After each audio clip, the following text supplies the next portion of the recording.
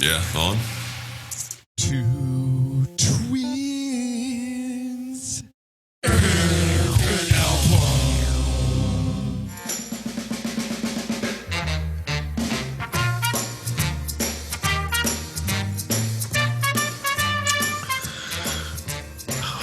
Well, episode 25. Two twins in an album. Welcome. I think that by now, most of you that tune in regularly to listen to us bozos probably have a fair idea as to the intro that you hear and that you've heard for the last 24 episodes.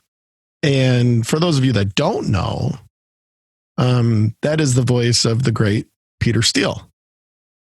And that is, believe it or not, it's a track from tonight's featured album, and one that we'll dig into in a little bit more detail as we go on here. But episode 25, a little bit of a special one for us in that, we see it as a bit of a milestone because when we started the old podcast here, there were a lot of reasons for doing it.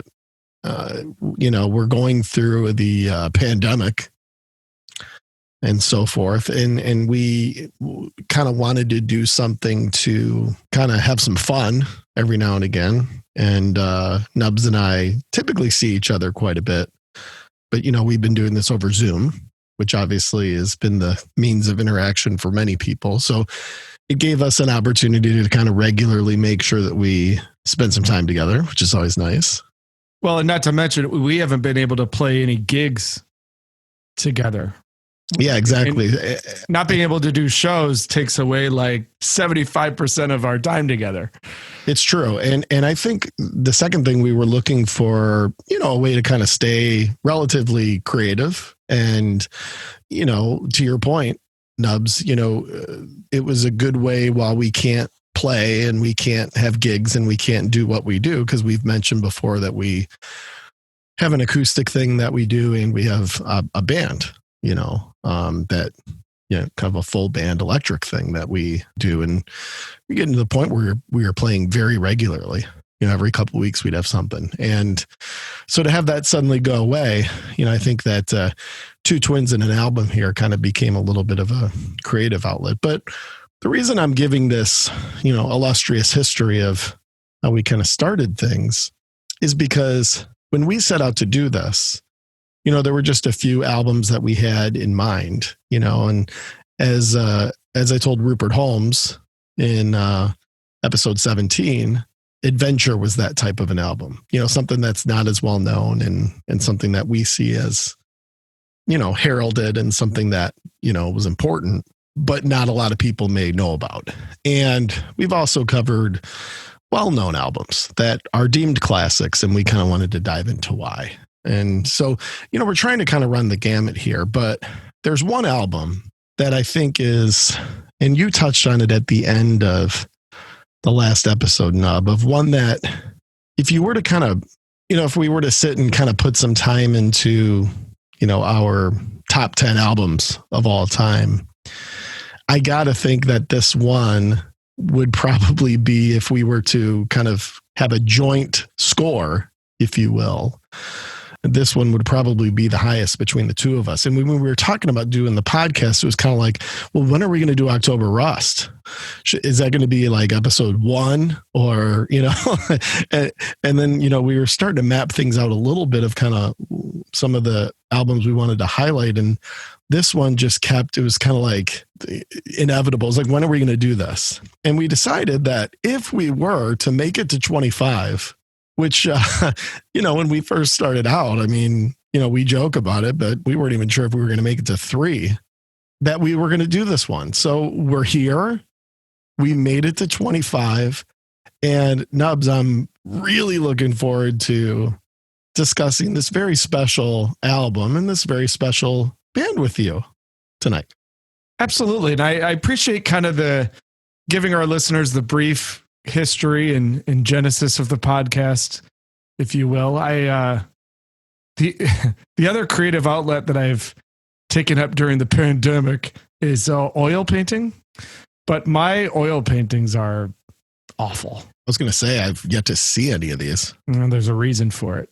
Are you being serious? You have this? Yeah, I'm being serious. Yeah, Really? in my listening room downstairs, where I have my entire vinyl collection and CD collection, I've set up a canvas and oil paint area, and yeah, that's one of the things that I've been creatively doing during the initial shutdown and lockdowns and things that we've had here in Michigan.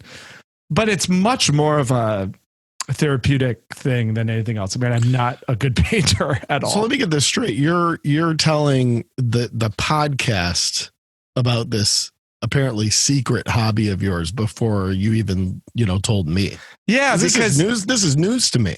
Yeah, for sure. And it's secret because it's really not good. I mean, I don't even really know what I'm doing. But I could have guessed that. Yeah, exactly.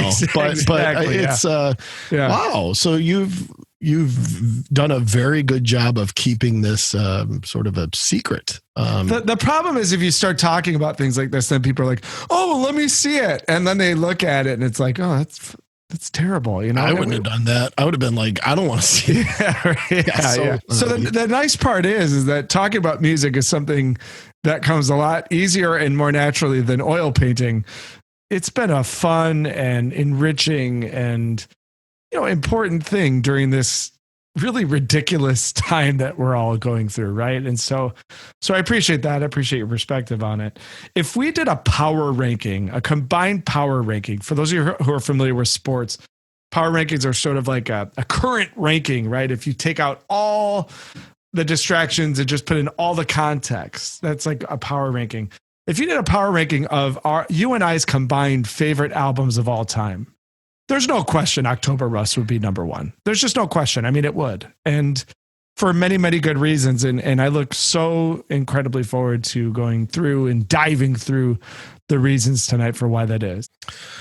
Well, listen here, Van Gogh. We are going to... We're going to dive right into it because obviously when it comes to the nerdy deets and the wonder stories and the track by track and everything that goes along with what we do here, this one's gonna have a lot of meat, a lot of beef on this one. So. Like the front man of this band, very beefy, very beefy. That's exactly right. But first, as always, let's take you round and round.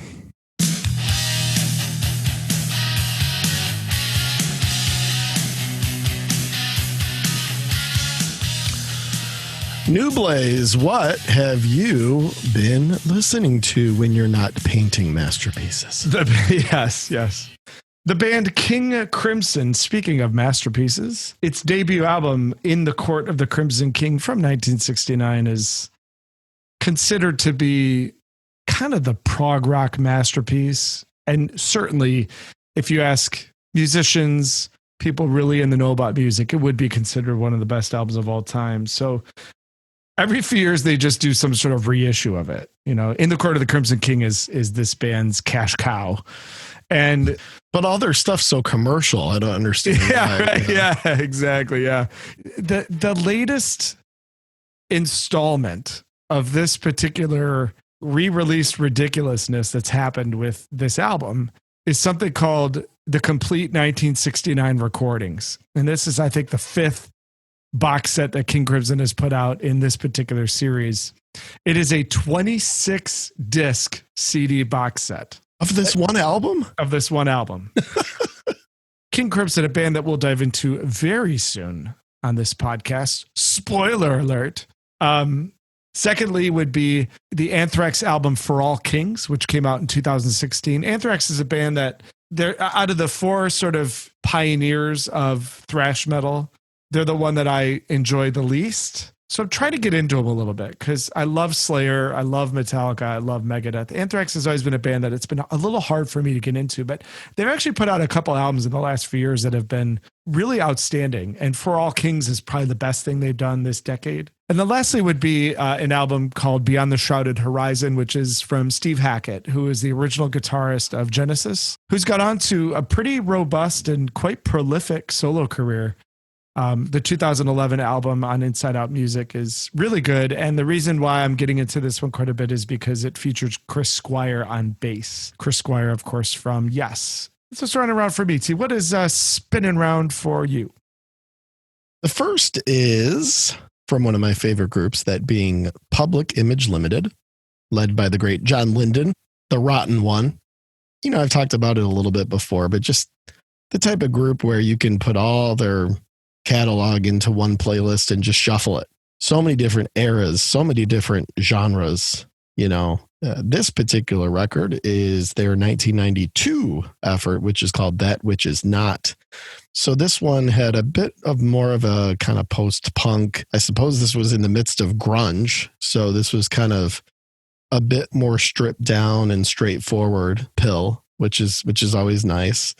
This was their last album before they took a rather long break, about 20 years before making their next record. So never a bad time to pull out the pill. Only thing better than listening to Pill is listening to Johnny Rotten speak. Oh, the greatest. Even today. Greatest. Absolutely Even today. I mean, I was just listening to him, you know, a couple months ago, talking about the state of affairs, and it was great. It's like, you know, this guy still speaks his mind and could care less what anybody has to say or think about it, but in an intelligent way, not in a reckless way. And the world would be a much, much better place if we had more Johnny Rottens. I would have to really agree. Yeah, I would have to agree. And, you know, I never say public image. I say the public image. Yeah, that's much better. Yeah, exactly. The second is just a little double album from 1980 called The Wall by Pink Floyd. So I think that your Pink Floyd kick that you were on for many weeks this last summer maybe rubbed off on me a little bit. And I'm kind of sifting through The Wall. It's a little bit of one of those albums that you always learn something that you kind of didn't know before, whether it's a specific layer or section or whatever it might be. So a little album called The Wall by Pink Floyd. And the third is Walk On by Boston. Obviously, this is their sort of, I guess, comeback work in a way back in the mid 90s, and a very good effort. There's a little bit of chatter in the middle with the Walk On medley and all that stuff that goes on a little too long and takes up a few too many tracks. But you strip that out and you kind of get down to those 5 or 6 core album tracks, and they're really good.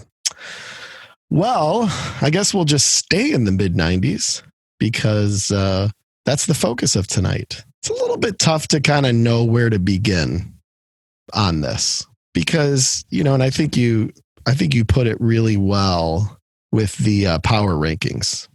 You know, it's just one that, you know, I'm going to try to not be too gushy about this because good luck with that. Yeah. And it's a little bit hard. It's almost like you kind of feel like you're talking about like one of your kids. So if we sound like we're extremely biased and are having a very difficult time saying too many bad things about this record or this band, then, you know, I guess just forgive us now.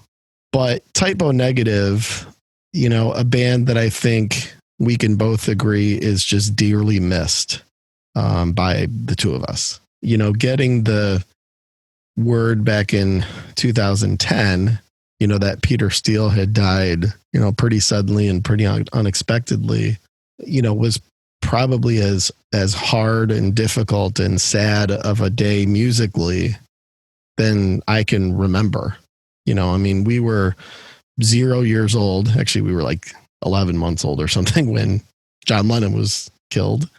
There have been obviously several other, you know, musical tragedies since, and even more recent as we're starting to lose some of our heroes from this era. But Peter Steele's death was a real hard one. You know, I remember first thing I did was call you, and it was a tough one, and it's still a tough one. But, you know, whenever this happens, you appreciate what you've got, and what you've got is the ability to kind of revisit, you know, his music and revisit the important catalog of work from these guys. And, you know, using episode 25 here to kind of plow through what is an extremely important piece of work from them is something I'm looking forward to. probably only rivaled in my, musical world by the death of David Bowie. And probably because both of those were so sudden. Bowie was really secretive about his cancer fight, and he kind of treated his death like a work of art, and nobody knew it happened until it happened. Peter Steele's thing was a whole different story. The only thing that was maybe a hair surprising was just that you could just tell the guy wasn't in great health, and you could just tell in interviews and things like that he just didn't seem to be doing that well. But still shocking because of the nature of how he passed away, and just the fact that there were still so many more typo shows at Harpo's for you and I to go to. He wasn't that old of a guy, and we just loved him so much. So yeah, you're right. We would have a soft spot in our hearts for typo even if they were still together. But the fact that they're no longer able to do what they do makes that soft spot even softer. The cause of death was listed, as a heart attack, as heart failure. And, there have been kind of various theories on what led to that. He was a very, very big guy. And he was a guy that hadn't taken too good care of himself.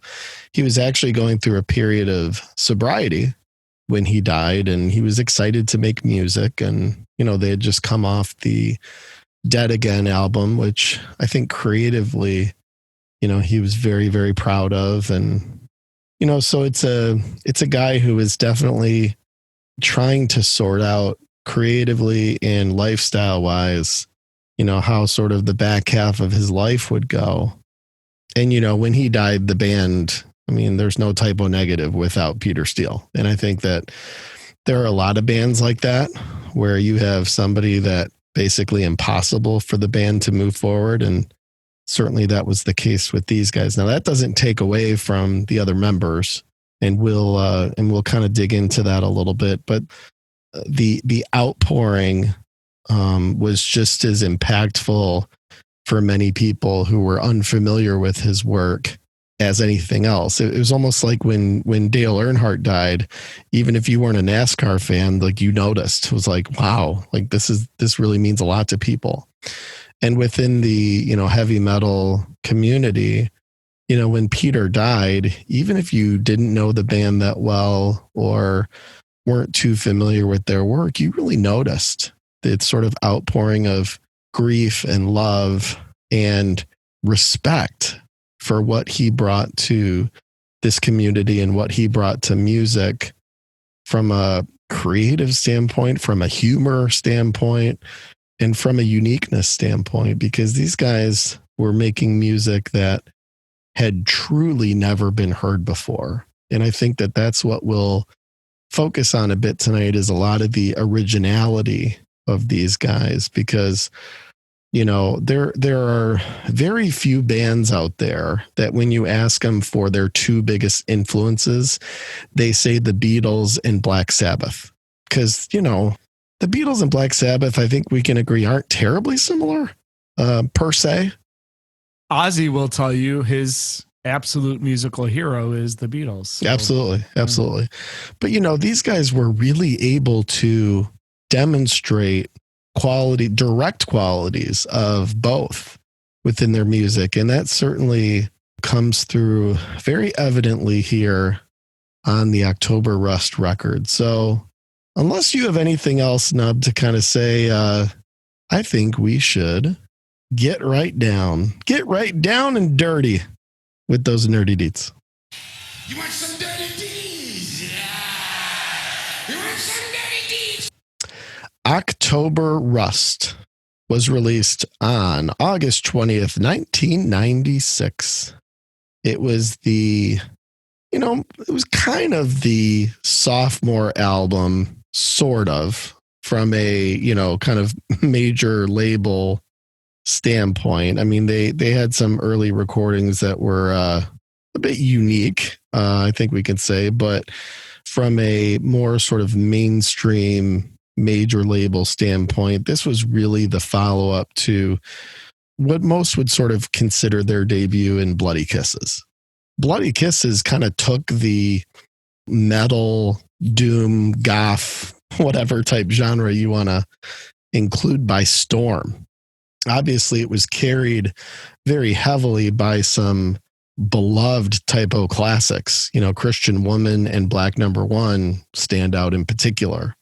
These were MTV hits. These were songs that, while they weren't necessarily radio friendly, got a lot of attention and were absolutely beloved by metal fans. So there was a lot of intrigue, particularly after not just an album with these two very well-known singles, but a very unique record. Bloody Kisses was like nothing anyone really had ever heard before, in the way that, the band utilized ambiance and tempos and, sort of this doom metal type approach, which some had done, but nobody had quite done like this.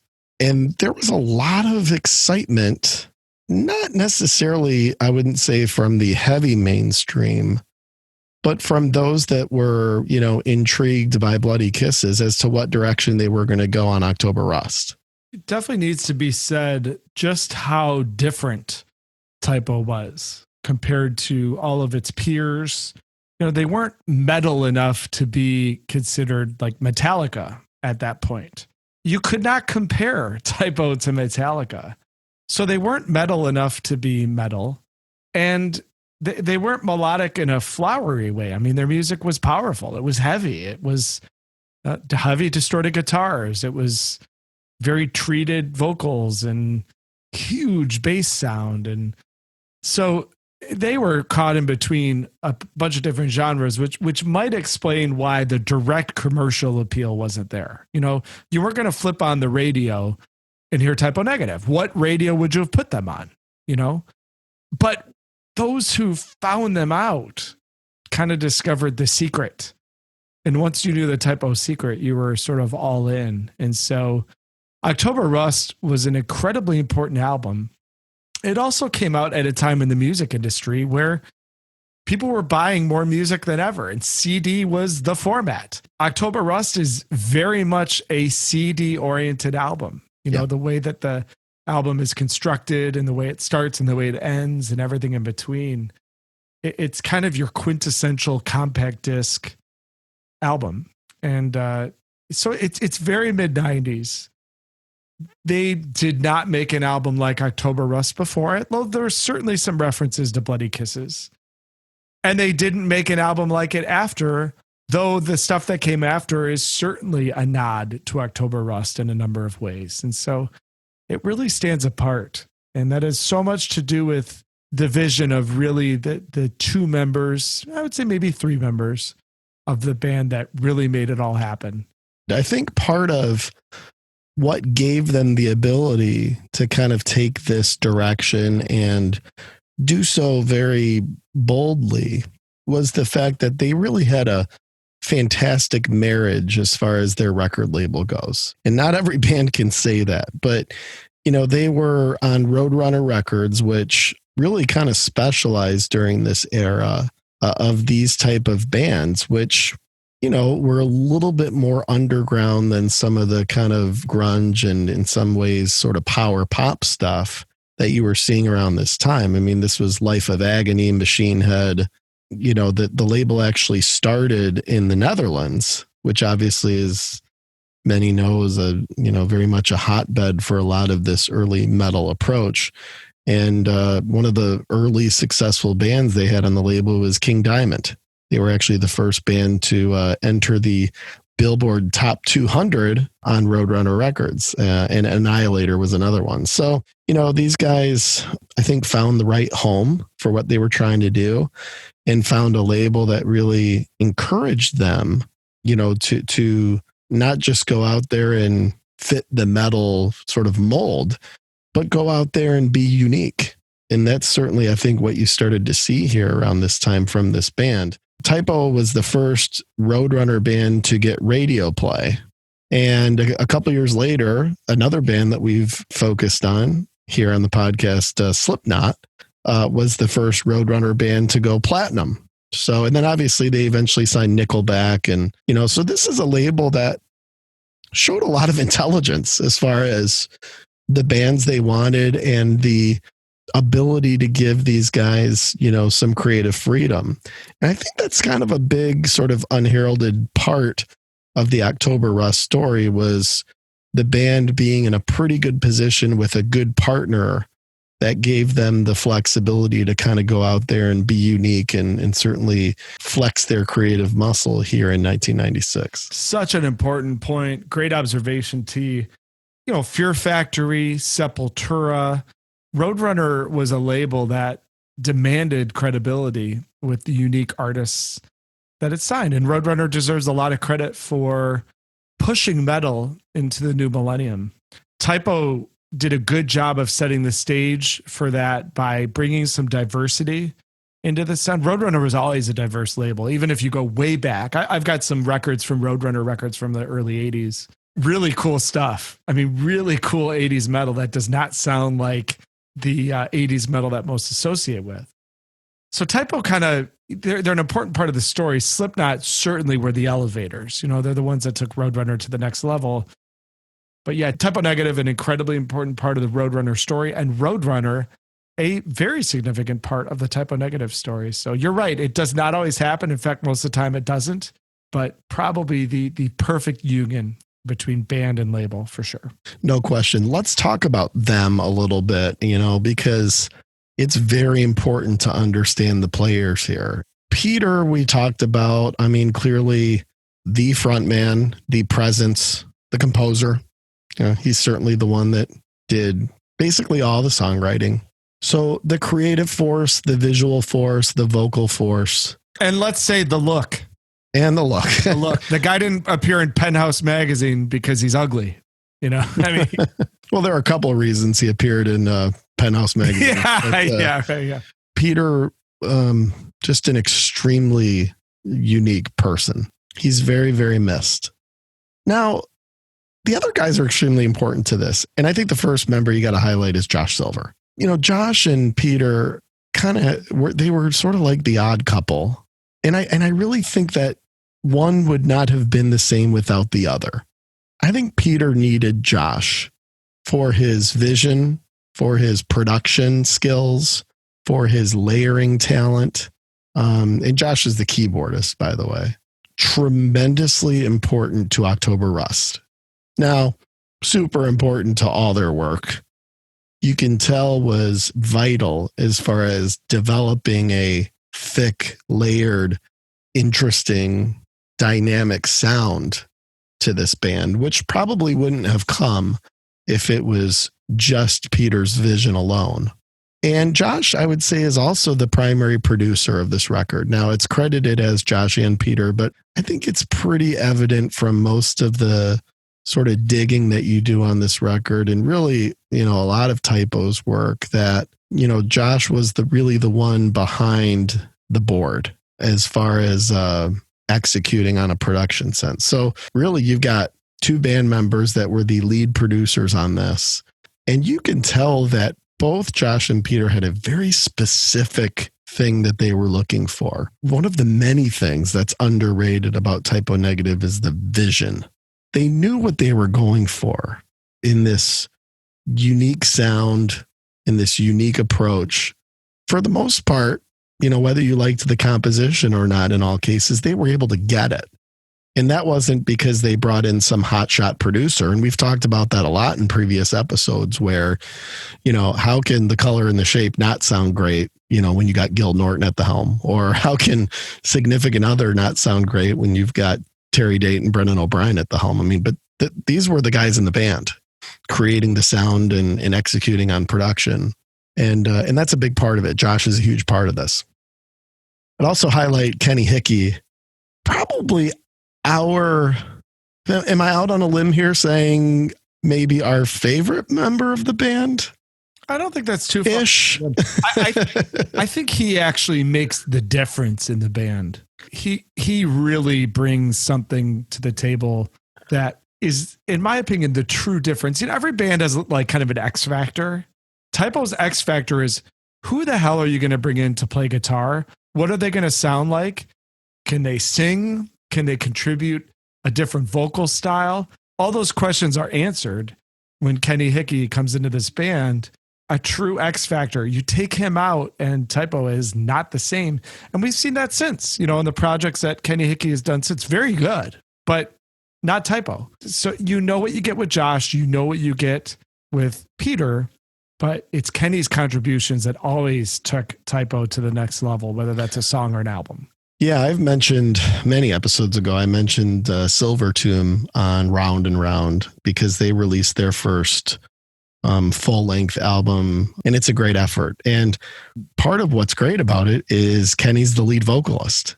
Kenny's vocals are very, very important to this band. Very important. Peter has the distinct voice. He has that deep, sort of growl that Typo fans love and adore and appreciate. But Kenny's vocal contributions are really important. I mean, think about the songs. I mean, Black Number One comes to mind. I mean, that song ain't that song without Kenny. And there are a lot of moments in the band's catalog where that's the case. And I'm sure we're going to be talking about Kenny's vocals. Also a very, very innovative guitar sound with the kind of scratchy gain that is generated, the use of the kill switch on the guitar, which you hear a lot, the use of the magnetic pickups. I don't want to get too guitar nerdy, but, a lot of unique playing and interesting playing in this sort of down-tuned approach. So that's Kenny, huge part of this. Now, let's talk about the drums for a second. Johnny Kelly joined the band at the end of Bloody Kisses. Bloody Kisses actually had a drummer named Sal Abruzio. Am I saying that right? Sal Abruzio. Just call him Sal. And Sal went on to be in what band? I know you'll know this. Well, he formed a Pale Horse Named Death. Yeah, who's a great band. Yeah. It's a great way to kind of carry on the Typo legacy is to listen to Pale Horse Named Death. They're great. Yeah. Now, the drumming of Typo Negative is always a very intriguing topic because on October Rust and pretty much on every album from Bloody Kisses until their second to last album, which was called Life is Killing Me, the band used programmed drums. These weren't triggers. These weren't, these were drum machines. The band used drum machines. I think that Josh had a lot to do with programming assistance on the drums. Peter certainly had ideas and very specific directionals of what he wanted the drum sound to be. I'm sure Johnny had input and probably more and more as the band went on. But he had just joined the band, relatively close to before October Rust was recorded. I would imagine it's hard to get a straight story on a lot of this drum stuff with the band, but I would imagine that Johnny's involvement in the recording was probably pretty limited, if I had to guess. Now, when they took this on the road, and certainly the first time we ever saw them in concert and every time since, Johnny's a great rock drummer and recreated the songs on stage really nicely and really like his playing style. But when you're looking at Typo Negative recordings, besides Dead Again, which was their last album and featured live drums, and you can tell because it's a completely different vibe, they used programmed electronic drums, but it was part of the vision. It was part of the sound and the ambience that they were going for, and it worked. So I know you as the resident drummer may have a thought on this, and probably in most other cases, I would imagine you're not a fan of the idea of programmed drums in heavy rock music. But do you make an exception for these guys, Nub? Oh, a huge exception, yeah. Because number one, the drumming in Typo Negative needs to serve a purpose that's way, way different. Most metal bands, the drumming has to be human. There needs to be a human element to it. The relentlessness of a drum machine is a huge part of the sound for Typo. It just never quits. And it's constant and it's steady.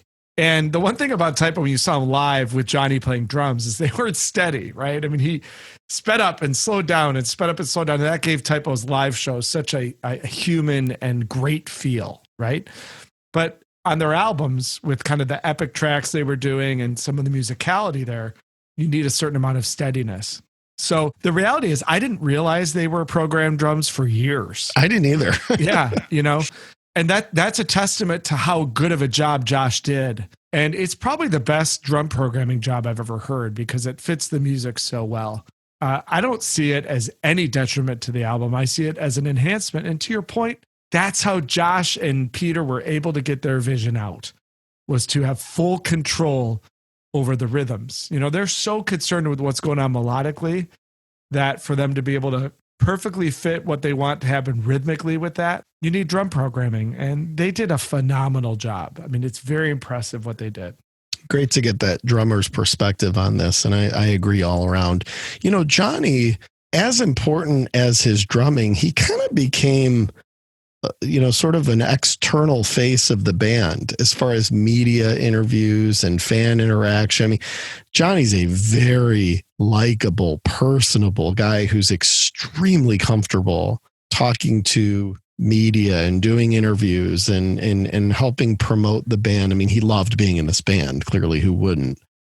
But, you know, Peter's a little different, you know, I mean, lovable and a very friendly guy, and we'll get to it, I'm sure.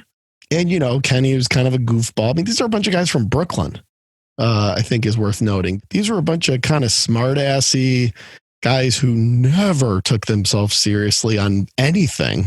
You know, I don't think you and I have ever said this before in our lives, but probably should have taken themselves a little more seriously than they did. But it's part of why you love them. And Kenny was kind of a ball buster, and Josh was this really quiet, reserved guy, and Johnny was kind of the most normal, you know, and a guy who really did a nice job of talking about the band and promoting things and all that. So he actually took on a pretty important role in being the mouthpiece of the band in a lot of ways. There are some incredible, if you combed YouTube and other areas, I mean, videos of these guys on the tour bus and these guys screwing around backstage. I mean, what a hoot. I mean, they are really, they're pretty nuts, but they are an interesting bunch of guys, hard working guys from Brooklyn that had this mix of metal and chaos, but also very artistic and very thoughtful about the presentation of the band, you know, whether it's color schemes or it's live presentation or it's artwork. There was a lot of vision and a lot of thoughtfulness here. And it's just a fascinating group of guys. And if you don't believe us, you know, go look up some video clips of these guys, you know, screwing around or some of the various shenanigans on tour, because it's quite a treat to kind of see these boys in action. I think really quick before we get to the Wonder Stories, it's worth noting, because in the track by track, we'll focus mostly on the music, the absolute uniqueness of the way this album starts and ends, because I don't think it's anything that you've seen before or had heard before or anyone's really done since. Typo had a thing where they utilized track one as kind of a joke. You know, on one album, they had a record skipping to try and screw the listener up to think that there was something wrong with the CD player. You know, they always use track one as kind of a goof, and they certainly did so here, where it's basically the sound of a speaker that has a bad connection, a bad ground connection. It's actually called bad ground. And so they often basically used the first tracks of their albums to screw with the listener, which again is just more of this wise guy, smart-assy Brooklyn stuff that you saw a lot from these guys. And then track two, which is untitled, is the band thanking everybody for buying the album. I mean, they're just kind of sitting there hanging out, and they decided that they were going to use track two to give this really warm, heartfelt thank you to fans for buying the record and saying, we hope you enjoyed it. In fact, why don't we play it real quick, just because it's so unique and so different. But after you get kind of screwed with on bad ground, which sounds a little something like this. Okay, so you hear that for about 30 seconds. And then this is track two. Yeah, on. Hey, we hope you enjoyed our little joke there. This is Peter. This is Johnny. Kenny. And Josh. We just wanted to take a minute to thank you for picking up our latest recording of October Rust. Yeah, we spent a couple of months getting high, working on it. We hope you enjoy it. Now, when did you ever heard a band do something like that? I mean, that's track two of October Rust. It's super cool. It's very Typo, just being against the grain. You know, it's almost like they wanted to do everything that no one else thought was possible, right? And so there was just so little pretension to anything they did. And they underestimated their own brilliance. You know, if there's one thing that you could say, it probably wasn't the best career move for them to be such kind of humble guys, like you mentioned. But they were, because it's who they were. They were never putting on an act or being anybody other than who they were. So yeah, they're just, I just love everything about the way they chose to start the album and remind people that, hey, you know, we're grateful for those of you that have taken the time to buy this and listen to it. You know, it's very cool. Did it kill you to not go right into track 3? Yeah, that was tough. Yeah, that was pretty tough. That was tough. That's maybe the first time that, you know, you cut track 2 and you don't get that track 3. Boy, I'm kind of yearning for it right now. Track 3 is kind of good. It's okay. Yeah, it's all right. It's all right. It can do a few things. Yeah. Indeed. Can't wait to get to that. But first, let's do our wonder stories.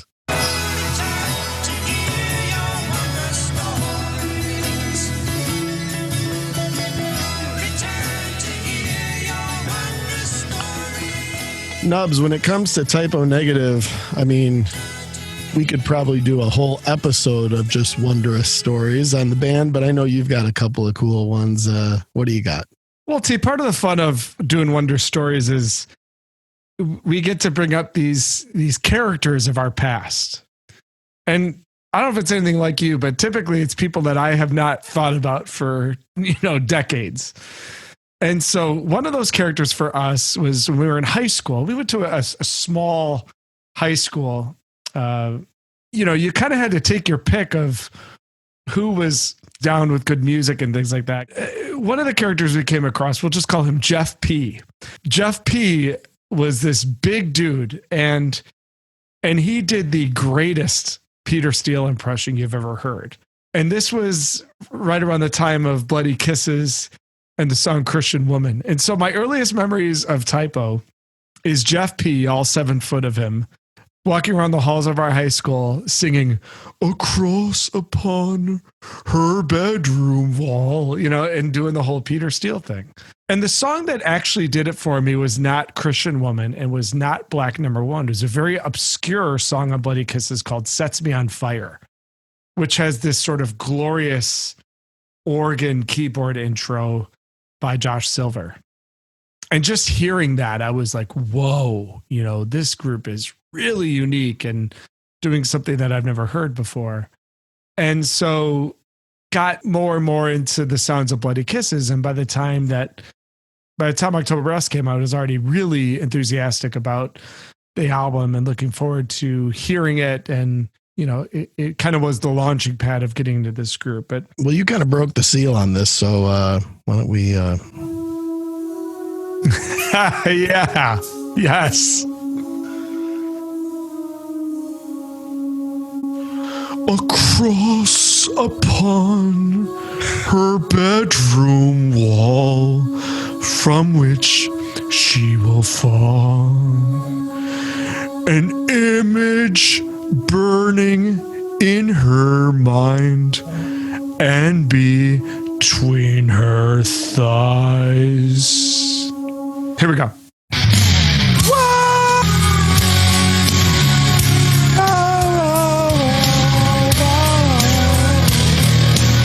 All right. All right. I mean, yeah, that was pretty good. Thank you. I mean, hard to know when to come in. Well, I don't know. Since we did it, I guess we'll. Let's see here. Maybe we should just go ahead and. She's in love with herself. She likes the dark. The dark. On her milk-white neck. The devil's mark. No, I got it down. Now it's All Hallows Eve and the moon is full. Oh, will she trick or treat I can't roll my tongue like he does. I bet she will. All right, let's see if I got this.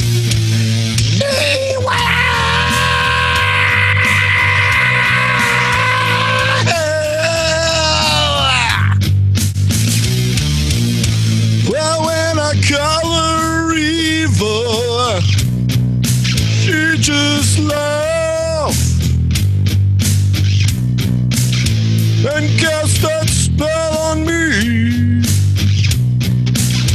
Boo bitchcraft.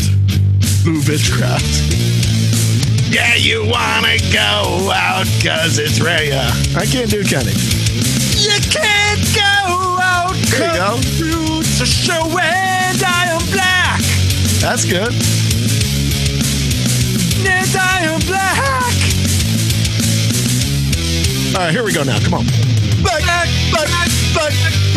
number one.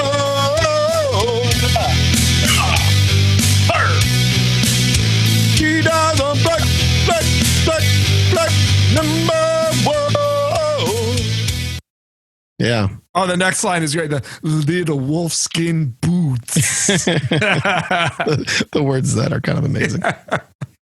I'm kind of bummed I didn't miss the true Kenny intro because when he does that, yeah, you want to go out. Yeah, and on Christian Woman, I got to say that you missed the oh.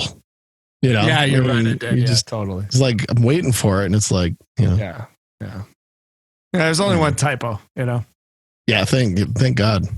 Sure as hell isn't us. You know, Black Number One live is an experience, you know, in so many aspects of a typo set. I mean, a lot of songs we'll cover tonight for sure, but Black Number One live, they always played it last, and that was always kind of the big one, you know. But one aspect of the Wonder Story that I have to share really comes back to a date that I will always be just so thankful for, and that is November 5th, 2000, which happened to be my second Typo Negative show, but the first time I ever saw them headline.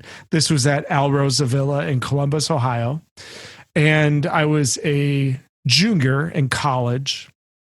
They came on the World Coming Down tour, and my buddy Oliver and I went, and just were completely, you know, blown away by the set. And the band was really seemed to be at a high point in terms of playing live at this point. And you know, it was college and life was pretty free at that point. So I remember telling Oliver, hey man, let's just wait afterwards and see if we can, you know, maybe meet the guys, you know, and I had no clue whether that was even possible or not. But we saw some people kind of gathered around outside of Al Rosa Villa, and we're just like, okay, let's wait. Let's just see what happens. And these guys seem to know what they're doing. And so let's wait around. And we must have waited for a solid hour and a half. And right at the point where we were thinking about maybe leaving, out comes Kenny Hickey, you know, and he stumbles out and he's got a cigarette in his mouth, and he signs all of our stuff, and we talk to him, and he's a super cool guy. And Johnny Kelly comes out, and of course he's the real personable one of the group. And out comes Josh Silver, and he's kind of standing off on his own, doing his own thing, but very kind and very gracious. And then last to come out is, of course, the man, Peter. And I'm like, oh my gosh, like I'm meeting Peter Steele, you know, and he of course is greeting people and signing stuff and just being the absolute, you know, nicest guy you could imagine. And so I go up to him and I hand him my shirt. I had gotten a shirt at the show, and he's signing my shirt. And he also signed my ticket as well, which was very cool. And I said, Peter, just want to say, man, just great show tonight. And he looked right at me and sort of in this almost grandfather kind of way, he said, it was only great because you were there. Yeah. Classic. And, you know, all the moments that I will forget from the last, you know, 40 years of being on this planet, that is one that I just still vividly remember. It was just so awesome. And how many times a week do we, whether it's even contextual or not, say to each other, well, it was only good because you were there? Exactly. Like it's such a part of our lexicon, you know, and I've told that story so many times, and Oliver was right there and he's down with it as well. And so It was just so cool. It was like the perfect night. You know, it was a great show.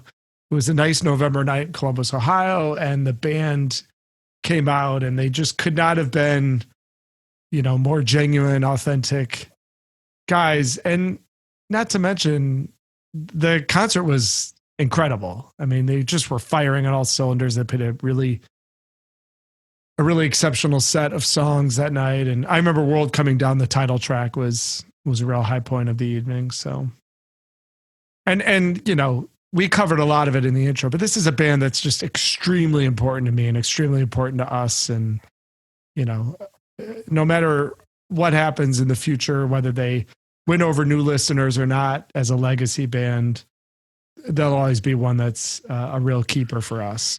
All right, T. Well, that was a wonder story full of stories and singing and stories. So since my voice is almost gone, I want you to take it away. What's your type of wonder story? Yeah, I think we'll hang up the singing for today, but kind of piggybacking on yours, I actually have also a person from the past I want to shout out, and that's Deb G, who was a huge fan of October Rust. And actually, this is going back to right around this time, it was probably about 97, drew me this beautiful picture of the cover.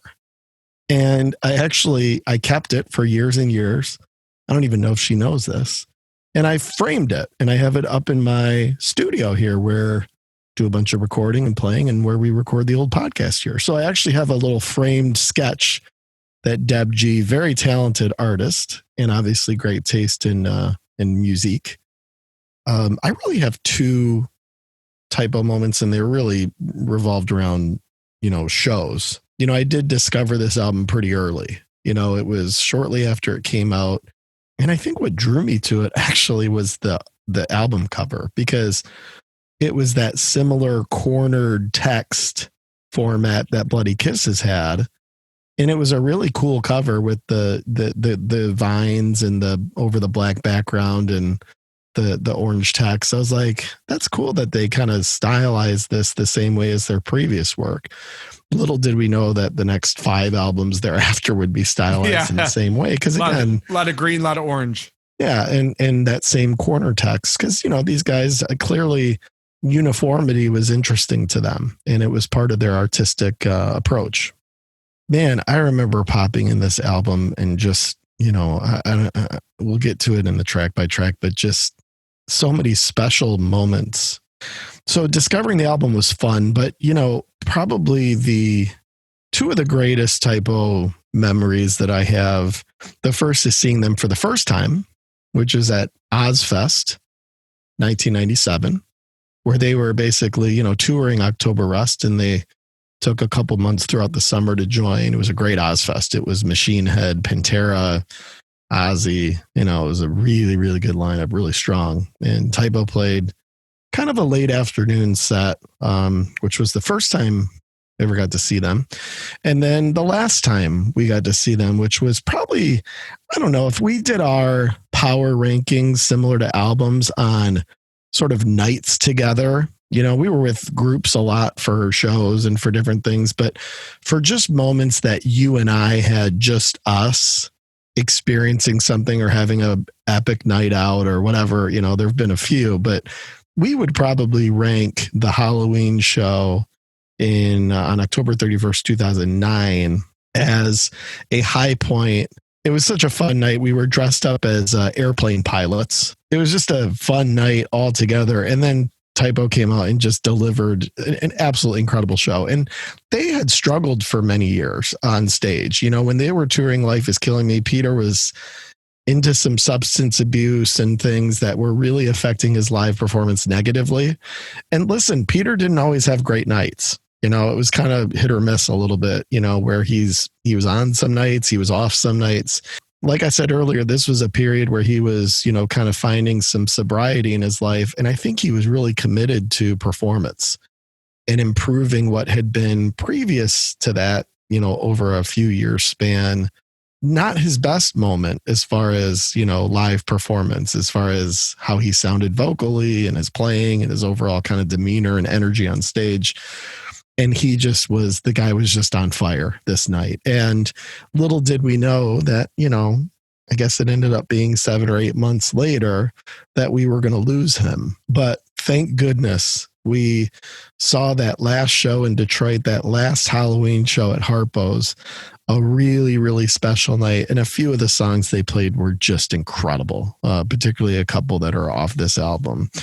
So very, very memorable kind of bookended shows of seeing them at the Ozfest in 1997 and then seeing them on Halloween night 2009, just months before, Peter left us. Both very, very special memories regarding this band. So even more than anything else, T, and the show was amazing. That actually was the final Typo Negative live performance. Yeah. It's a sad thing, but also a pretty incredible thing that you and I both saw this band's final live show. That's something definitely to cherish. And I know you and I both do. I am just so happy that we went to that show. Oh, and I remember building forever grateful that we did that. It was Halloween night, and there were some other options. I remember there were some other things going on and get-togethers and whatnot. It was never a serious consideration not to go to the show, but I remember there were some other options. And it's just one of those things where always go see a band if you can. Always. And now we should all have this perspective after, we're all about to go a year plus without being able to go to a live show. But man, if you have the chance and you can make it, go. Because you just never know what's going to happen next, Yeah, it's a great point. And very, very special night for the both of us. Probably one of our most memorable concert nights of all time. And that's saying a lot considering some of the stuff that we've been able to experience musically together. All right, Nub. Well, I think it's time that we dig in here. I don't know if this is going to be easy or the hardest track by track ever because there's, so much to say. But we will do our best here to kind of to keep it moving and keep it keeping on here. But really excited to get to the track by track of October Rust. Let's do it.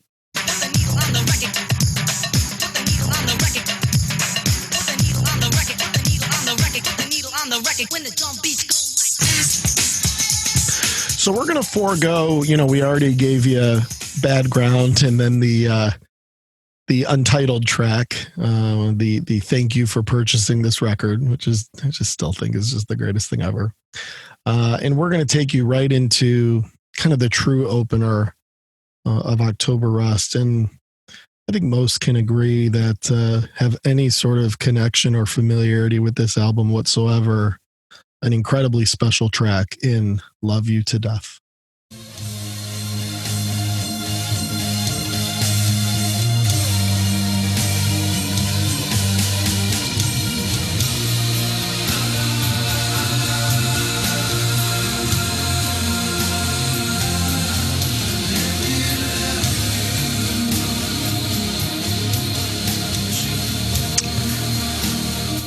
It's, I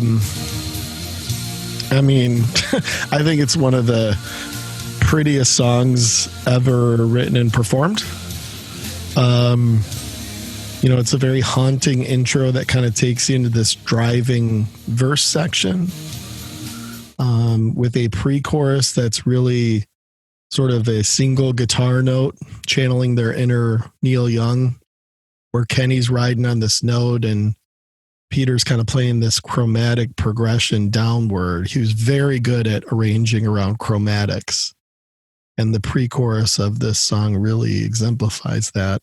And then into this chorus that's just, rather unforgettable as far as sort of the mood and the kind of pop sensibility really of it, which you see a lot on this record. They've admitted that, they were trying to be catchy, trying to be poppy, trying to be memorable. And they have that Beatles influence and that Beatles background. These guys are not afraid to display pop elements in their music. And they do that a lot throughout their whole catalog, but probably more so in October Rust than anywhere else. And you really get a sense for that here with Love You to Death. I've never met anyone, and we've certainly spent plenty of time and energy, getting this album in as many hands of some of our peers and friends and music appreciators possible. And I've yet to come across anybody that at least gave this album a fair chance and didn't come away saying, man, that Love You to Death track is really something special. Yeah, you kind of just nailed it. If you don't believe that this is sort of one of the best rock pieces of music ever made, just play it for somebody. Just sit down and play it for somebody who's never heard it, and they will be at the least impressed and at the most, really blown away. You mentioned a lot of the elements. You were dead on with all those, but to me, the magic of the song really is in the Am I Good Enough for You section, the kind of breakdown. And then when it gets into that and then reaches that high point where Peter's vocals go up, in that Am I Good Enough for You refrain. Yeah, incredible. That is just as good as it gets. And when you pile that on top of a beautiful chorus, a verse that has some anxiety to it, these verses kind of capture you in a whole different way. The way that it all just opens up into the chorus and then further opens into the Am I Good Enough for You part, it's magic. It's just magical, and like I said, you don't believe me, that's fine. Play it for somebody. Play it for somebody, get their reaction. And I bet you they'll be, I bet you they will have an almost immediate respect for this particular piece. It's true. And it holds up extremely well, and you really can't say that about a lot of quote unquote metal music from this time period. And even some of Typo's catalog, you can say that some of it's a little out there and doesn't quite hold up 20, 25, 30 years later. But this one sure does. I always think of our older brother who we've mentioned, and he's a pretty, he's a tough sell on a lot of music that sometimes we get really into.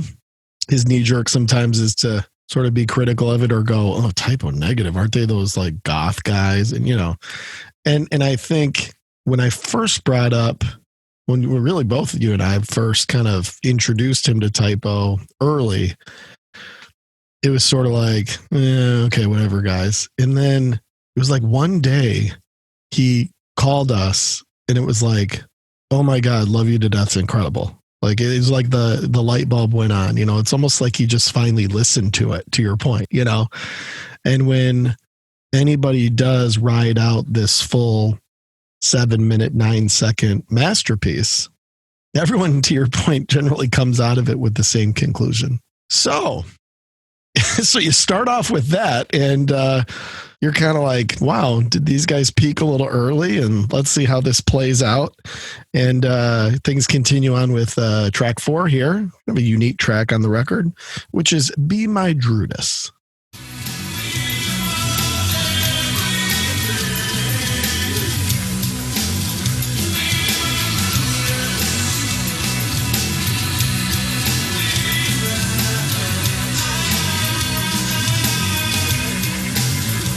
Typo gets pretty up-tempo a lot on this album.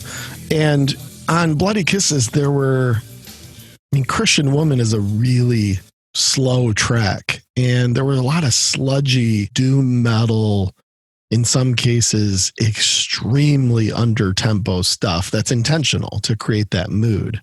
This is a pop song. I mean, if you really kind of pick it apart and look at the main lick and look at the vocal line over it, this is one that has tremendous pop sensibility to it. Now he gets a little bit, with the breakdown in sort of his very sexual, literal, line there is not my favorite part of the record. I kind of wish that they would have maybe just not done that, because I think it sort of taints what otherwise would just be a really cool, jammy kind of song. But, looking past that, because that's just Peter being Peter. And sometimes I think he was looking to, kind of startle you a little bit with a thought or a lyric that certainly would be a little bit more literal than you might hear from some others. He was a very blunt guy who would rather provide the detail and the sort of literal lyric rather than being metaphoric. He just kind of said what he said and Be My Druidess is a good example of that. But all in all, I think it's kind of a nice up-tempo song, especially after sort of the power and feeling and atmosphere of Love You to Death, to kind of bring it down a little bit to something that's, in its essence, fairly simple here with Be My Druidess. And it's built around a riff, which is not typical of Typo. You know, they're really not like a riffy metal band or rock band. The whole in-between section in the ending is, would you consider that double meaning of the I'll do anything? You know, I don't think there's any double to it. It's pretty singular and pretty literal.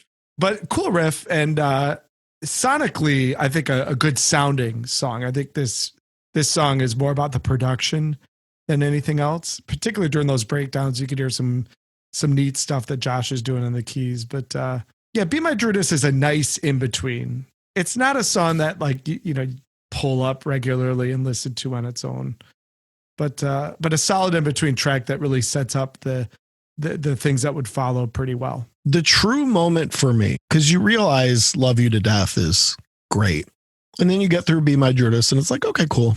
But the true moment for me that we were really in for a ride here, and it was first listen. I mean, this did not take multiple spins. When I got to track 5, I realized that this was something different. You know, this was something special. And that's Green Man.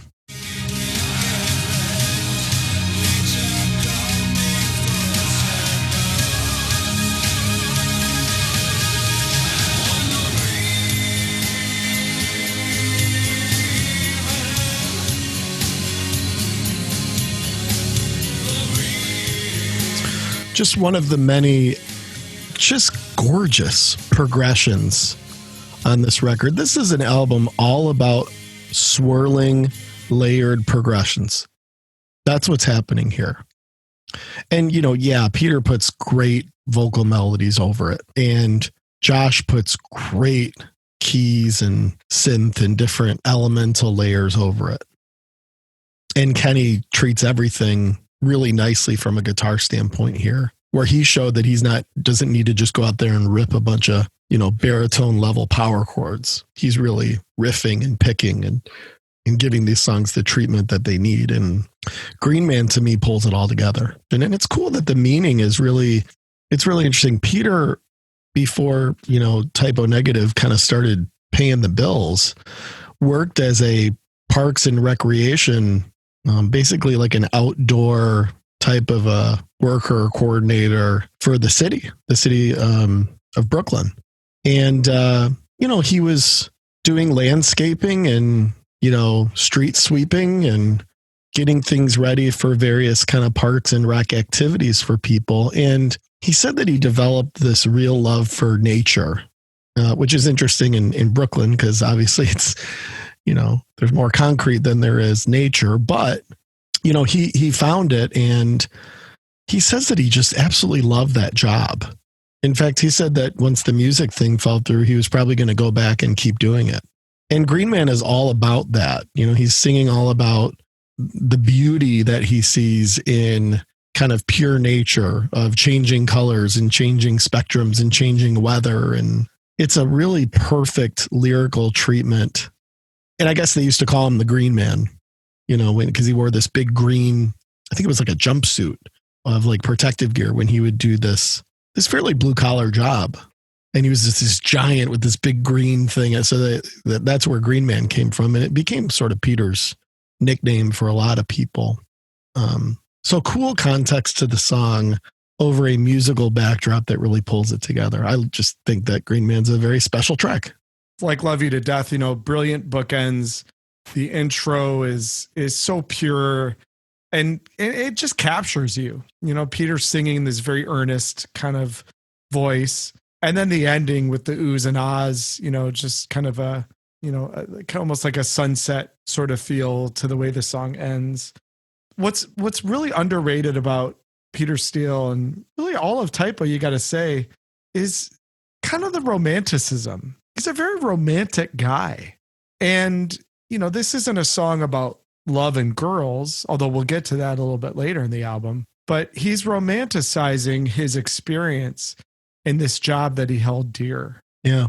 It's a very, very introspective, romantic guy who's willing to kind of think a little bit deeply as he makes some lyrical contributions. Now, this is also the guy who like wrote "Kill All the White People," you know? So clearly there's also there's a sense of humor there, and there's certainly a lack of pretension, as we covered earlier. But there's also this sheer romanticism that comes through in this album, probably more than any of the other albums Typo did. Well, you're absolutely right. And, you know, what's special about Peter as a composer and as an artist is the ability to go from something that is fairly romantic, and I think, you know, you put it very nicely there, into something that is the opposite. And when you dig into track 6, initially it sounds kind of like one of those slow, sludgy type Bloody Kisses songs. But as you go along, you know, nearly 7 minutes long here, you know, you realize that there's a lot more feeling, a lot more melody, a lot more layering, and a lot more thoughtfulness, frankly, to this than anything they had done on the previous album. It's a really, really nice track coming off of Green Man here with Redwater, Christmas Morning.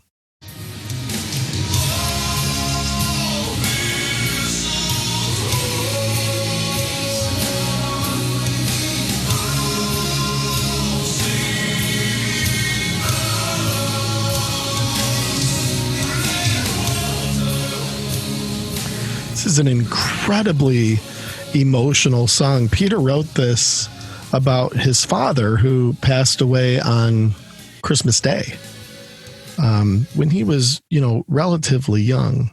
So really kind of singing about the grief of that, but tying it in with this, you know, it's called Christmas Morning, Mourning, right? And kind of tying it in with this feeling of sadness. And you can actually hear 2 Christmas carols, you know, worked into this. You can hear the Carol of the Bells, which is worked in from Josh and slide guitar, both in the intro and in the middle section. And then they work in God Rest Ye Merry Gentlemen, which is very typoized there in the middle part when things kind of break down. But it's a real story being told here. And boy, I love the feeling of it. I love the vocal. Pete's just like killing it on the chorus. And just like pretty much every other song on October Rust, what an outro. You know, Kenny is playing this bend solo that is just perfect. Again, over this beautiful progression. And then they sort of take you out with the main lick. A really, really, really well put together song here in Redwater. This is one that takes a little time to appreciate. You know, even when we were teenagers, this was not like the one we were flipping to, right? It was like Green Man and Love You to Death and Wolf Moon. But this is one of those hidden gems that over time you're like, wow, the atmosphere of the song is just incredible. And again, it brings out the spaciness of Typo, because that's another club in their bag. You know, they created music with some space, some atmosphere, psychedelia. You know, it wasn't like a thing that when you first listen to Typo Negative, you don't think about psychedelic sounds. It's not what immediately comes to mind. But the further you get into them, you're like, wow, this band is incredibly psychedelic. And Redwater is about as good of an example of that as it gets. I love the vocal. I think it's really powerful.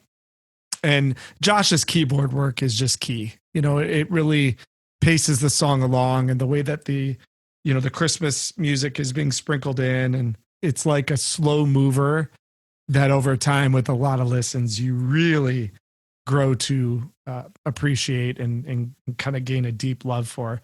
It's also not obvious, you know, like I said earlier, you know, a lot of the other songs in this album, when you get into October Rust, become a little bit, I would never say overdone, because they never get old, but I could still hear things in this one that I've not heard before when I listen to it. And that's a good thing. You know, that's always a sign of a complete album. It's really well said. You know, Love You to Death and Green Man, they kind of jump out at you. You don't have to seek them out. Whereas Redwater, you know, it does take some digging, but I'll tell you what, once you absorb it, and once you get an idea of the structure and you get an idea of the feeling of the whole thing, it's a damn good song. It's a damn good song. I think you make a great point too on psychedelia. And, you know, musically, I think this song is just right out of 60s style psychedelic rock with the organ bit and kind of the overall feel of it musically, with some interesting, again, don't have to really think through a lot of metaphors and whatnot to get an idea of what Peter's talking about. It's a menage a trois, ladies and gentlemen. That's what Peter Steele's interested in on this one. My girlfriend's girlfriend.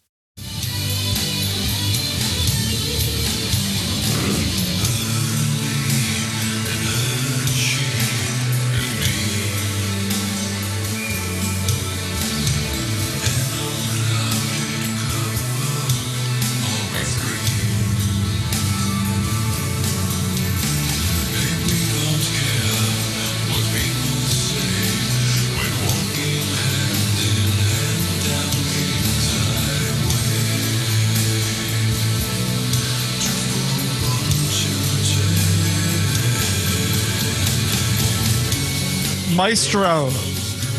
Always choosing the best part of the song, man. I love it. Yeah.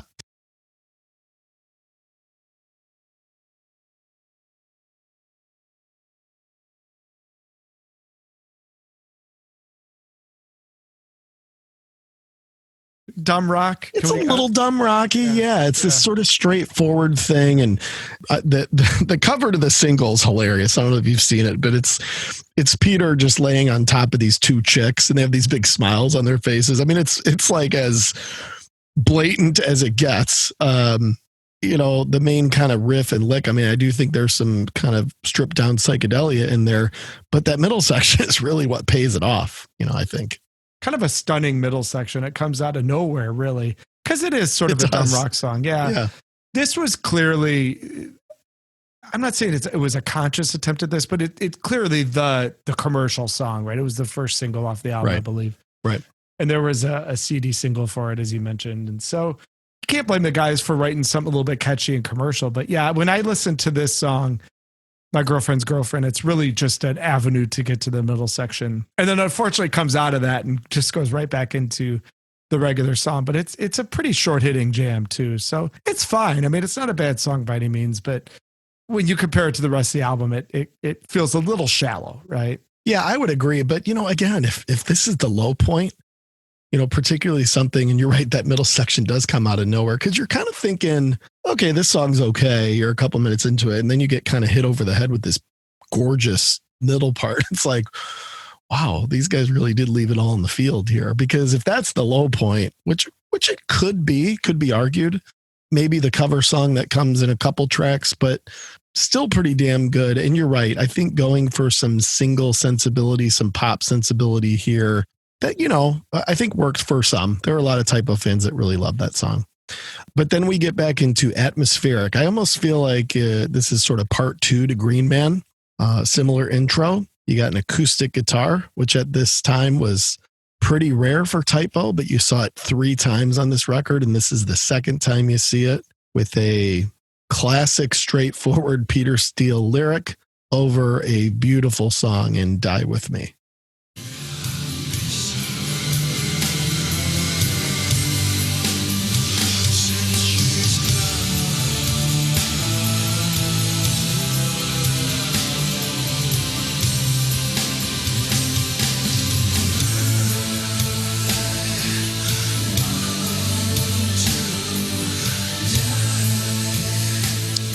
Really pretty song. I do think it has, you know, some similarities to Green Man.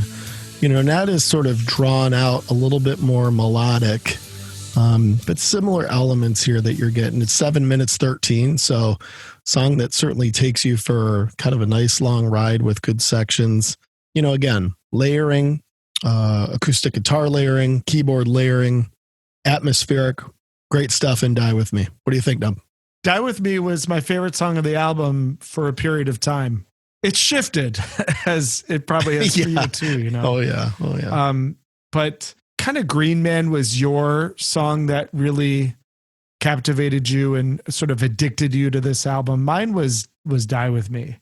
And I connected with its almost sort of teenage love kind of thing. I do remember this song making me think about girls and such. You know what I mean? And it was a moment where you don't always connect with Typo lyrically. right? Most of the time, the typo lyrics are something to take you to a place. This one was sort of in your face explicit about what Peter was really singing about. And so that was kind of important. But, you know, even decent lyrics are nothing without music behind it that's driving it. And it's just such an emotional song musically. You know, you could tell the intricacy that went into it, but it's not without its typo moments. You know, the do do do do do do. You know, that kind of where it gets lower, and it's a great mix, like this entire album, of the dark and the light. You know, and so many bands post October Rust came along and tried to copy that. The new metal movement was all about kind of combining melody with heaviness, but this is done in a way that mixes sort of doom aspects with this brightness as well. I mean, this song is simultaneously the darkest thing on the album, but as well as the most hopeful thing on the album. And that's true. That's a pretty, you know, it's a pretty extraordinary balance that they seem to be able to find regularly in this album. It is. It's a good point. I think, you know, it really displays the dichotomy that you get often from typo. And sometimes that's humor mixed with doom. Sometimes that's romanticism mixed with heaviness, right? I mean, I agree with that on Die With Me. It's probably the most atmospheric song on the album, and that's saying quite a bit when you consider its competition. We then get into something a bit more straightforward. Probably I would say probably the least memorable track on October Rust, but kind of is the in-between from coming off of this string of just unbelievable previous 4 tracks, and then taking you to the end, which obviously kind of regains some of its power. But it's a little bit of an interlude song here in Burnt Flowers Fallen.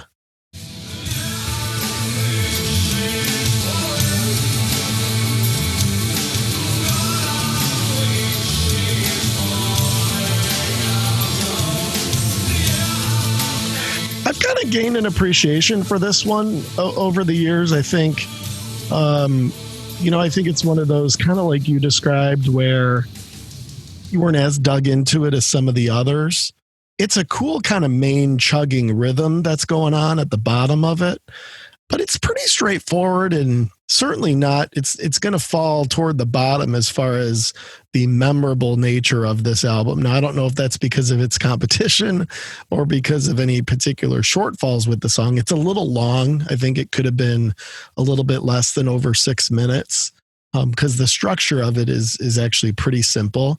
But there's some cool dynamic stuff when you kind of strip it down into the, you know, some of Kenny's guitar work and those type of things happening. So, like it, don't love it. Where are you at on Burnt Flowers? I'm at like a full au contraire, easily in the top tier of songs for me on October. Okay. I love Burnt Flowers Fallen.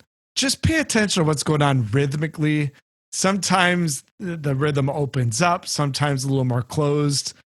And the breakdown with the piano and all of the flowers. I mean, God, like, are you kidding me? I'm all in on that. And then the ending, man, with the high falsetto vocal, I mean, just beautiful stuff. Like stuff that nobody would even think about doing. This is one that, you know, now this one at this point is right up there with all my favorite moments on this album. Well, good. That's good to hear. I mean, I think you make a good point on Kenny's vocal, which is all over this thing, hitting some of those high marks, hitting some of those falsetto marks, some of those harmony marks. Very, very important. And I think a lot of what helped shape this October Rust sound was his ability to kind of capture and complement some of those vocal lines and some of those harmonies and even some of the solo parts, right? I mean, there's plenty of solo parts, just like any other typo effort. Kenny's voice, extraordinarily important to this band as a whole, very important to this record. And you see it throughout just a bunch on October Rust and beyond. Well, if this one isn't in your top tier, then I think we can all agree that you probably need your head examined. This is In Praise of Bacchus.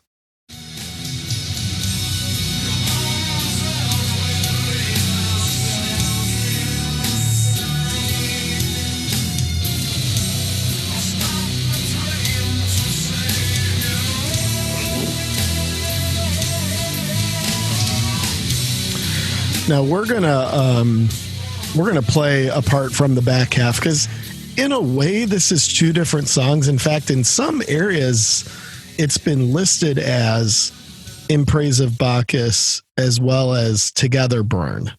So it really is, in my mind, it's sort of a two-parter. I think that was actually sort of in the band's mind. But the main part that we just kind of went through takes you through this, really nice, clean, kind of strumming chord progression from Kenny with a great vocal over it that kind of takes you into this heavier verse section. But the song really, I think, culminates with this part two. And here's a little piece of that, which they have referred to in composition as Together Burn, but it's really kind of the back half and sort of, outro piece within In Praise of Bacchus.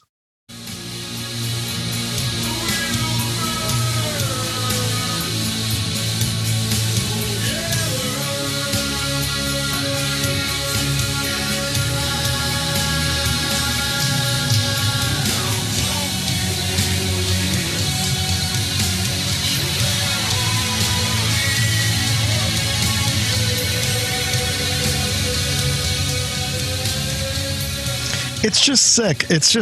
It's so melodic. You've got the guitar kind of high part layering over it. Kenny was so good, or Peter, if it was his composition, at, kind of utilizing these repetitive layers over changing progressions. It's a very musically outstanding section with a lot of different elements working together on top of a really good vocal from Peter. But man, this song is a ride. When they play this one live, it just tears your head off. I mean, it is just an unbelievable kind of lead up to this, closing piece, which is really pretty beautiful and pretty moving, both on the record and when they play it live. This is a song that these guys love to play live, and certainly people love to hear. Yeah, I think aside from Black Number One, Christian Woman, probably Love You to Death, this is a song that they play live the most. I mean, we saw them on so many different tours in different time periods. Bacchus was always a mainstay of the set. So clearly they liked it too. And how could they not? It just gives you chills. It really does. If it doesn't, you're not human. And it's sort of a perfect song, just structurally, because of the different sections and the way that they're pieced together and the smooth way that they go into each other. So yeah, Bacchus is about as good as it gets. They're showing off at this point, right? I mean, it's, what is it, track 10 or something? And they're just like, okay, well, we've taken you through this amazing ride. I mean, this album would have been one of the best albums ever before Bacchus. Oh, yeah. I mean, at this point, like, your eyes are popping out of your head. It's like, what is going on here? You know? Yeah.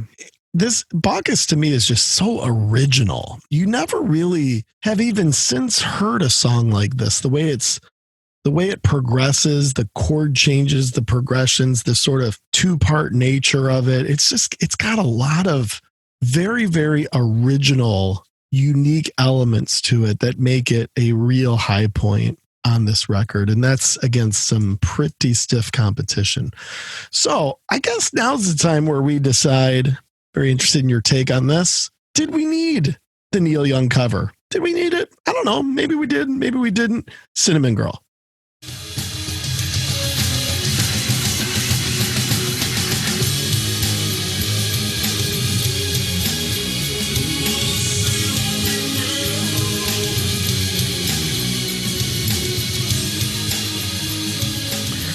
Here's one of the cool things about Typo. They had a real... And you can hear it even today. I mean, you hear Kenny talk today. You hear Peter back in the day. These guys had a real appreciation for music. They loved music now. These were not a bunch of guys just trying to go out there and play loud and play metal and see if they could push the metal boundaries. These guys were very musical in what they appreciated, what they listened to, and what influenced their music directly, right? So, I mean, it's cool putting, paying a little homage here to Neil Young and doing I think a nice version of Cinnamon Girl. Maybe we needed this.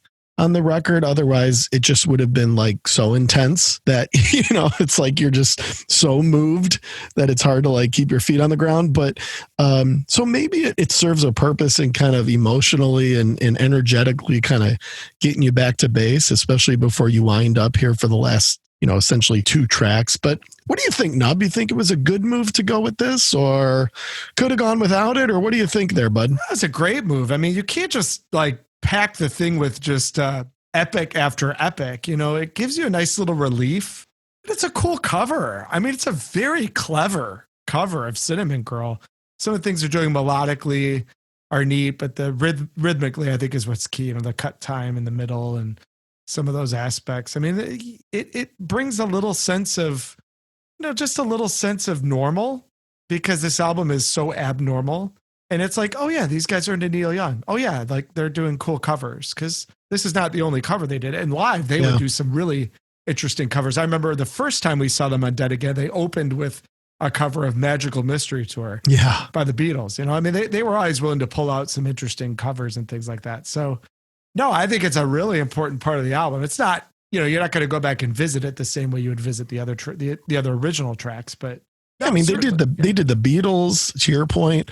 They came out, a couple shows and did In the Flesh by Pink Floyd just right off the bat. Yeah, that's right. They did that Seals and Croft version of Summer Breeze, which is on Bloody Kisses. I mean, they were constantly making clear of their influences, and many of them were not what you'd expect. But then when you really dig into this band, you see that, not only did they appreciate that stuff, they really baked it into their musical approach. So, while that gave you a little sense of normalcy, we'll get back to some abnormalcy here. Yeah, exactly. With the glorious liberation of the People's Technocratic Republic of Vinland. Here we go. This is just a 1 minute and 7 second kind of interlude here, which I don't know, maybe they figured that, Cinnamon Girl just got people, toe tapping a little too much, and they needed to come over the top with something with a very kind of, this seems like musically kind of an ode to their old school fans of those that were into early Typo or Peter's previous band, Carnivore, that kind of did every song sort of sounded like this. So maybe kind of an ode to the old school fans musically there with, I'm just going to say it one more time because I love it. It's the glorious liberation of the People's Technocratic Republic of Vinland. But what it really probably serves up more than anything else for those that are really into October Rust is a little bit of just a little appetizer before taking you into one of the more memorable moments, I think, for everybody on October Rust with Wolf Moon.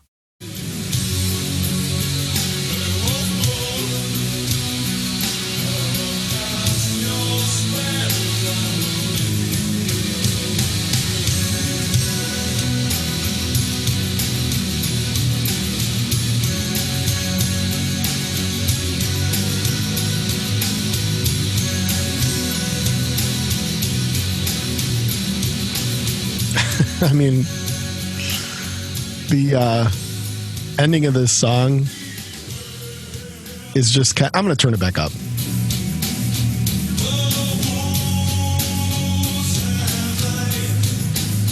It's, yeah.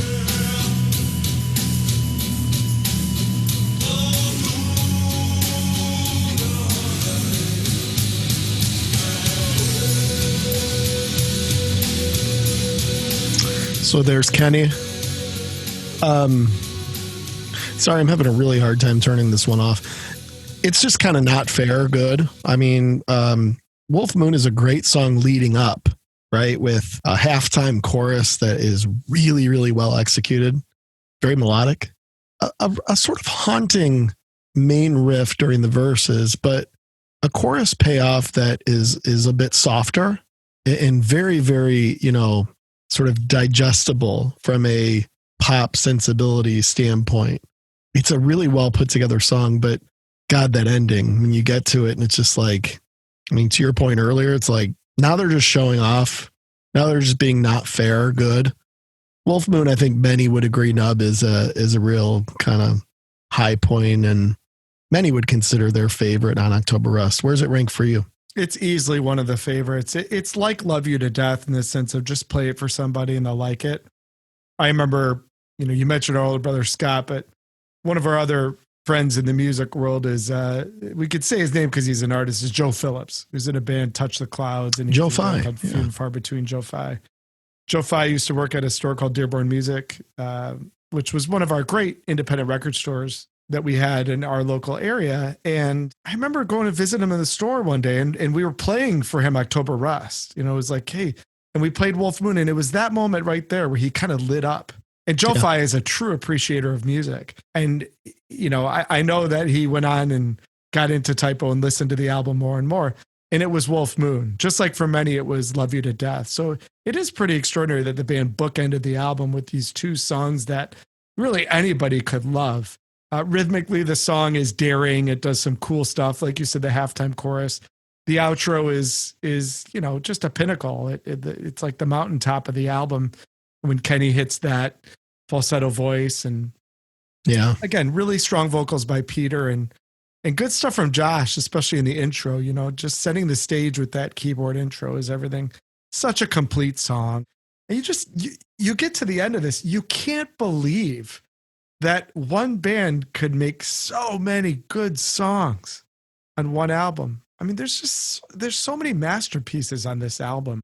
There's 5 or 6 of them on this one record. And just the creativity and vision that went into that it's just astounding, and when you get to the end of Wolf Moon, you've really been through something, You sure have. And what you realize that it ain't over just yet.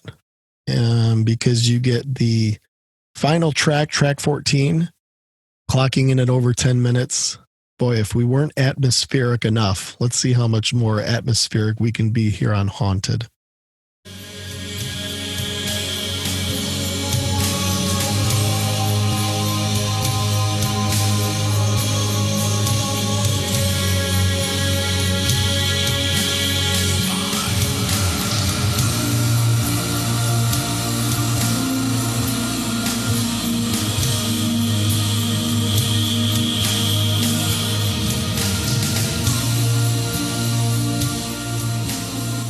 Yeah, that's not pretty at all.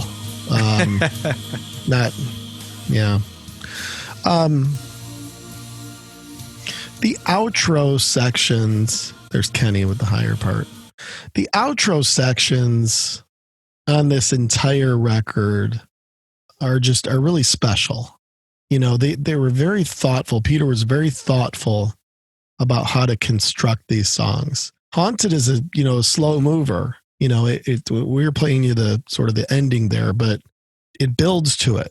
It builds to it nicely. It's a slow, kind of more sludgy song. It's a waltz. It's basically a waltz. Yeah. It is. It's a slow sort of doom waltz, if there is such a thing. Now there is. That eventually gets you to that place of just pure beauty. And what an appropriate way to wrap up to October Rust with something, to your point about dichotomy. You've got the song title Haunted, and it's something that has moments where it feels that way, but then just ends with this angelic kind of feel to it in a really smart, appropriate way to end this out. It took me a bit to kind of, like you said on Red Water, it took me a bit to sort of understand what they were doing on Haunted, but once you understand it, I don't think you can wrap the record up in a bow much better than with this closing track. It completes the circle of October Rust, right? And Wolf Moon could have done the job. I mean, Wolf Moon could have ended any album and done an incredible job of it. But then they bring this long developing Haunted. Again, it explodes at the end with this just, delicate yet driving vocal that's over the top of these beautiful lush keyboards. It's just, you almost can't believe that, again, really 3 guys can produce something so magnificent. And we're just so lucky to have this album. We really are. Yeah. And how could you say that about any other record? I mean, we're just so lucky to have this album available to us. And let's hope it gets passed down and that lives on, because it's such a special piece of music. It really is, top to bottom. when I called you when Peter died, I remember one of the first things you said, after kind of absorbing just the basic sort of, news of it, you had said, like, for you and I, this is kind of like our John Lennon, and a big reason for that, and it was a very devastating musical loss for us. And October Rust has so much to do with that. Their catalog continued and they made some great recordings. And, we may even, maybe every 25 episodes, we'll do a typo record or something. Maybe we'll look at some of their future work even I further. like it. I like that idea. Yeah. Milestone episodes. Right. This was the one that really blew your mind, that just these four guys, the four dicks from Brooklyn, and this songwriter that sort of came up creatively, during his time in Carnivore and early Typo and a more of a thrash kind of approach, could be so thoughtful and so musical and produce an album that is so special. And that completes it. So this is actually a pretty good question. Do you think this one mattered, Nub? That is an interesting question here. I mean, of course it mattered to us, right? Yeah, that's of course. Clearly. But I do think it had an influence on metal. Metal was in a weird way in the mid-90s. It really was. Grunge rewrote a lot of what metal was supposed to be. And I do not think we would have all of the melody that we have in today's metal music without Typo and without October Rust. Bloody Kiss is very important as well. Very important. But Bloody Kiss is more important in a mass way. October Rust, those who know and love this album and get it, there's probably no more important album in my collection than October Rust. Do I expect the rest of the world to feel that way? No. Do I wish they would? Hell yes. So sure, it matters to us. Wish it mattered more to others. I think it's the job of those who understand this album and its greatness, its true greatness, to do that, For Clay, son of T, who is now 8 years old, 1 year, a few years back, under the Christmas tree for him was a vinyl copy of October Rust. And I wanted to give that to him because, I thought he would enjoy getting his first vinyl record. And good thing I got it for him, because that thing is like quadrupled in value since I bought it. That's like best uncle ever right there, to buy October Rust for, his 5-year-old nephew. That's pretty badass. Clay will wake up one day and put that on his turntable, and hopefully, if all goes to plan, be as, mind blown as we were when we were 16 years old. And maybe it'll mean as much to him as it meant to us. And so my answer to your question that I've never given in the 24 episodes we've done so far, I don't know whether it matters or not, but I think it's important that we make this album matter. I think it's that good. I think it's that potentially important. What do you think, T? Does it matter? October Rust? Yeah, I think you said it well. I mean, you want to sort of get frustrated, that recordings like this and pieces of work like this aren't heralded the way they should be, right? But, very often there's a special nature to these things that some get and some don't. That's art, right? I guess the cool thing about this is that you don't have to do too hard of a lap to understand that there are a lot of people, more than you'd think, where this album's very important to them. And Typo had a very, very close following, a very, very intimate following with its fans. They were not selling out arenas. I mean, Harpo's was probably, 3/4 full when we were there on Halloween. So, this was not a band that, everybody was going to always latch onto and always understand. And I think it's important to, instead of getting annoyed and frustrated, which sometimes you want to, that something like this doesn't have its place as far as influence and importance that it should, to kind of remember and appreciate those that do. And there are plenty. Plenty of musicians have talked about this album, plenty of those within the metal community, particularly those during the sort of outpouring of support and gratitude when Peter died, talk about October Rust as being extremely important. So it doesn't have the masses that any of us wish. It doesn't have the critical appeal or influential sort of props that it probably deserves. So could it be more important? Should it be more important? Yeah.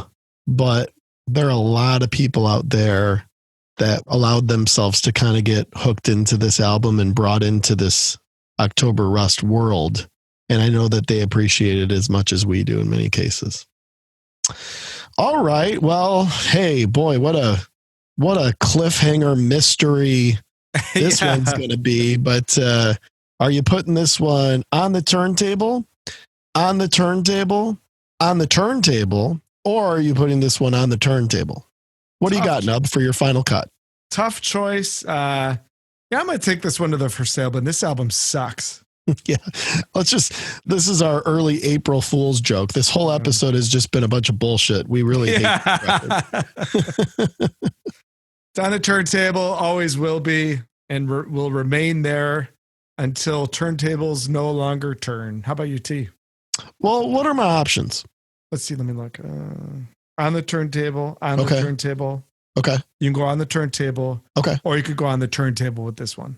All right. I'm going to put it on the turntable. Good choice. So, yeah. I mean, what can be said beyond what we have already said? So let's go with a little bit of what's in your head. What do you think, Nub? Let's go.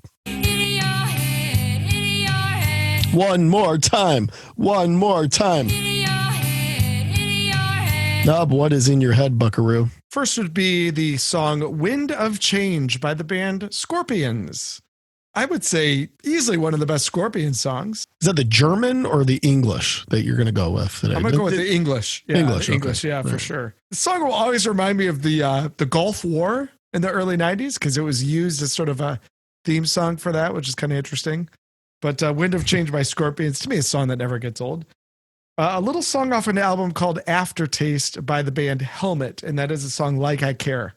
Yeah. Which should have been a stronger single, I feel like, for the band. It would have been more of a radio staple to me, but it turned into a little bit more of an album track from that particular record. I did a few episodes ago exactly what you wanted, which is the song before Like I Care. That's a great sort of back-to-back right there. Oh, the first four songs on that album. Yeah, really good. I used to package together exactly what you wanted into Like I Care because, you know, I think it's track 3 is really up-tempo and really aggressive kind of Helmet, and Like I Care is a little bit more slower tempo for those guys. But yeah, that's a nice section of that record after. Absolutely. And third, you know, you're looking for anything just a little optimistic here in old 2020 as we bring this really great year down to a close. Oh, best year ever.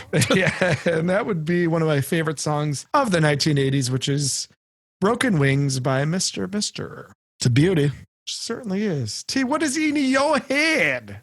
Well, you know, I'm trying to keep things light, to your point, during this awesome year that we're having. And in keeping things light, I've decided to go with the opposite of light, which is the Fat Boys, and a great rap song from the late 80s called The Fat Boys Are Back. Yeah, yeah. They used to rap about food a lot and about like eating donuts and desserts and all kinds of things like that. That was kind of their shtick, but it's a great song. The Fat Boys Are Back by one of those groups that's, was really great there in the late 80s, the Fat Boys.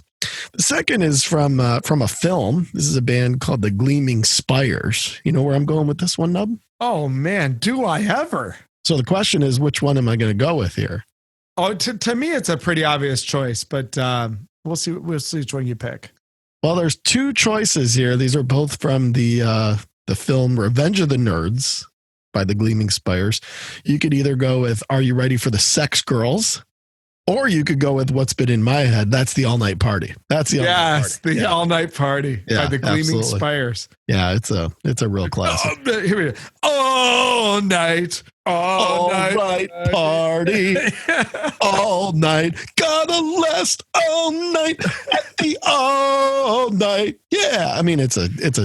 And dude, like If there was a One of the karaoke great track, scenes. I'd play it right now. Oh, absolutely. But I'm pretty sure Gleaming Spire's All Night Party isn't a popular karaoke request. And just quintessential scene in the movie. That's when they cut to Ewan Jefferson and he's at the Lambda party. Yeah, partying with those moos. Yeah, you moos sure can party. Amazing scene. Yeah, this is before they get out the Wonder Joints, right? Yes, that's right. Where everyone's just kind of sitting around and yes, yeah, great call on Ewing Jefferson.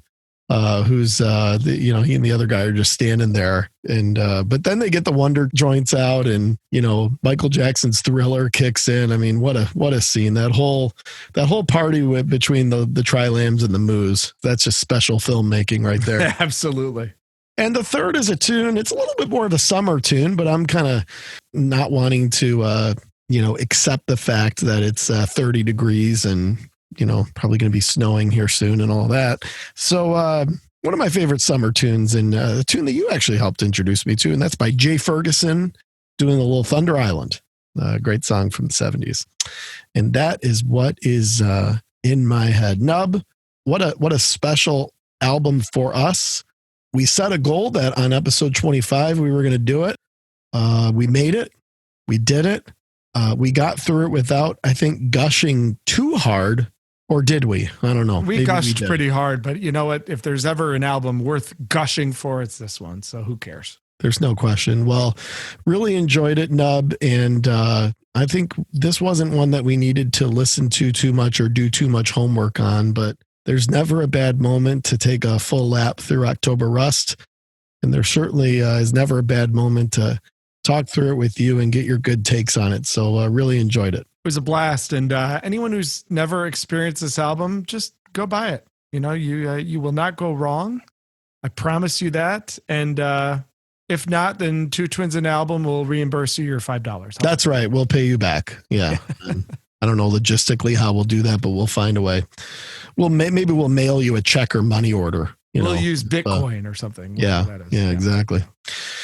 Well, thanks, Nub, and thanks to all of you, and thanks for helping us, get through 25 episodes here, and we've really enjoyed it. Hopefully you guys have, and here's to the next 25. But, I guess the first step to that is going to be next week with episode 26 here on Two Twins and an Album. Two twins.